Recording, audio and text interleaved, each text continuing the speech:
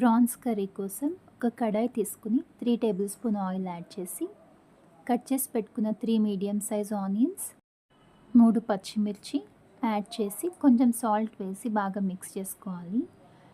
Onions బాగా మగ్గిన తర్వాత ఇందులో మనం ఆల్రెడీ క్లీన్ చేసి పెట్టుకున్న రొయ్యల్ని కూడా యాడ్ చేసుకొని ఒకసారి బాగా కలుపుకొని మూత పెట్టుకుని ఒక 10 to 15 మినిట్స్ కుక్ చేసుకోవాలి.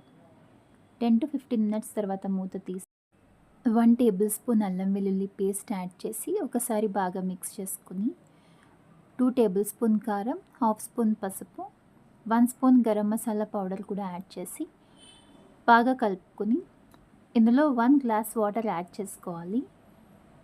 ఇప్పుడు మూత పెట్టి ఒక 10 నుంచి 15 నిమిషాల వరకు పెట్టి కుక్ చేసుకోవాలి. 10 to 15 మినిట్స్ తర్వాత మూత తీసి కొంచెం కొత్తిమీర యాడ్ చేసుకుంటే కర్రీ రెడీ అయిపోతుంది.